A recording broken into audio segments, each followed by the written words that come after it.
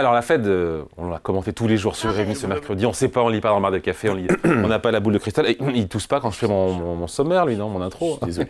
Lorenza Français, Lorenza. Bonjour. Oui, donc on ne sait pas ce qui va se passer ce soir, les marchés sont partagés entre la baisse de 50 points de base, de 25 points de base des baisses de taux de la BCE, de la Fed. Il faut dire que les marchés inclinent, j'ai vu ces dernières heures, un peu plus pour une baisse de 0,5%. Moi, à titre perso, je suis plus sur 0,25. C'est vrai. Non? Vous êtes où? Moi, je pense 0,25 aussi. Ouais. Mais le marché est un peu plus sur du 0,50. Ouais, mais c'est partagé, on est quand même... C'est comme très incertain, c'est rare, ça fait longtemps qu'on n'a pas été dans cette configuration de ne pas savoir finalement ce que la BCE allait faire. On a compris que c'est une baisse, mais son ampleur, on ne sait pas. Ouais. Parce qu'en fait...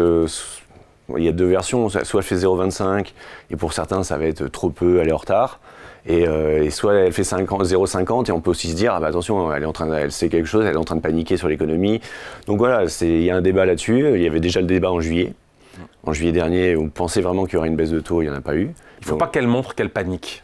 Non. D'autant qu'il n'y a pas matière à paniquer non plus. Il n'y a pas matière à paniquer, mais c'est vrai que plusieurs éléments quand même montrent qu'il y a un ralentissement qui se crée. Le principal indicateur, c'est le marché du travail américain. Il était très solide, il est encore solide, hein. Ils ont 4,3% de chômage, ça fait rêver le monde entier. Mais ça se dégrade petit à petit. On était, il y a encore 6 mois, 1 an, autour de 3,7% de chômeurs, c'était le record. Et on sait, quand il y a une dégradation de 0,5 points en moins d'un an sur la moyenne du taux de chômage. C'est la règle de... Exactement, je la connaissais. C'est normalement... Je la connaissais pas il y a quelques mois encore, la règle. Mais moi non plus. Voilà, c'est honnête. C'est l'élément qui a été sorti récemment pour dire, effectivement, il y a un risque de récession sur le marché américain. Il n'y a pas que celui-là, c'est vrai que sur le... alors je me souviens plus du nom de l'indicateur, mais il y a un indicateur sur les salaires, par exemple. Vous savez que c'était la grande démission aux États-Unis. Ouais. Tout le monde se disait je quitte mon job, je vais en prendre un autre où ce sera payé 10-20% mieux. Et cet indicateur révèle que maintenant, la démission ne permet plus d'avoir un meilleur salaire.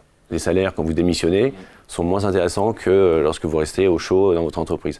Donc c'est aussi un signal que le marché du travail est en train de se calmer.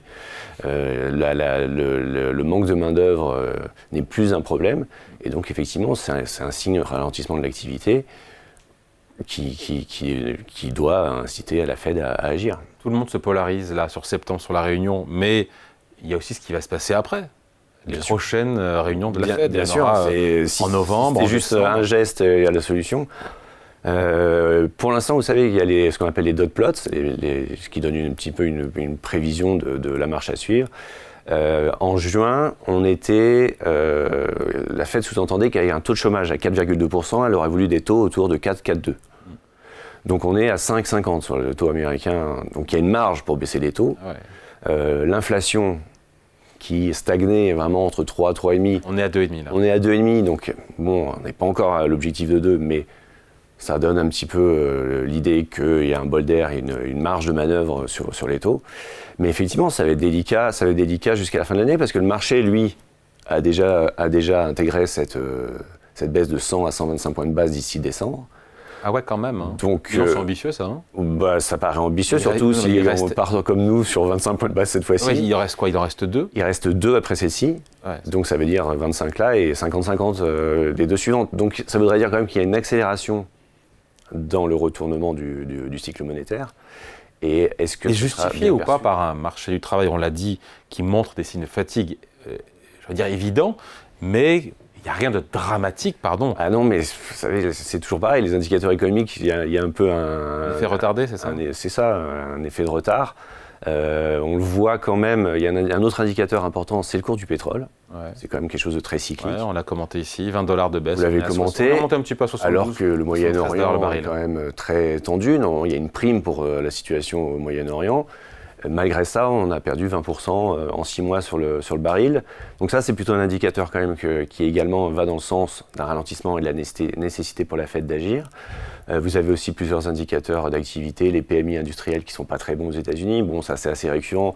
Les services restent solides toujours, mais bon, combien de temps, on ne le sait pas. Et vous avez un autre indicateur, c'est le sentiment des Américains. Ouais. C'est que plus d'un Américain sur 2 pense que l'économie est déjà en récession.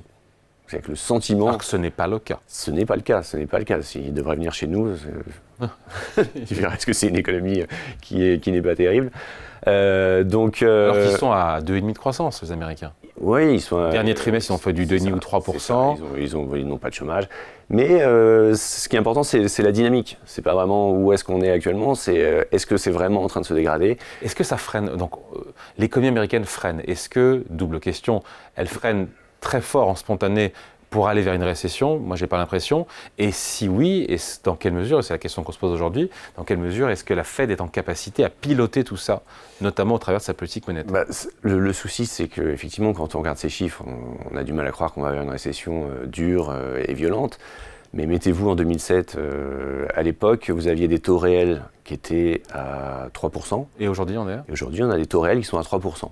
C'est-à-dire, le taux réel, c'est le taux de la Fed, 5,5, moins 2,5 d'inflation. Les 2,5 d'inflation, on est à 3. Donc voilà, sur les taux courts, c'est 3 de taux réel. C'était le cas à l'époque, et à l'époque aussi, on se disait, oh la Fed, pourquoi est-ce qu'elle agirait, voilà, l'économie est plutôt solide. Ça peut aller très vite. Moi, j'aimerais pas être à la place de Jérôme Powell, la situation est compliquée, parce que vous avez également toujours le risque inflationniste, on l'enterre un petit peu rapidement. Mais 2,5, c'est bien, on l'a dit, ce n'était pas non plus le niveau recherché, ça a mis du temps. La Fed a été en retard pour lutter contre l'inflation. Est-ce qu'elle n'est pas aussi en retard pour lutter contre le ralentissement économique? 5,5, ce sont des taux historiquement élevés, on le rappelle. Ah, donc ça plaide peut-être pour une baisse de 50 points de base et on s'est trompés tous les deux aujourd'hui. Oui, mais et en même temps, il y a toujours ce sentiment qu'il ne faut pas donner l'idée au marché que c'est la panique et que l'économie est en train de tourner, parce qu'il y a un côté autoréalisateur aussi.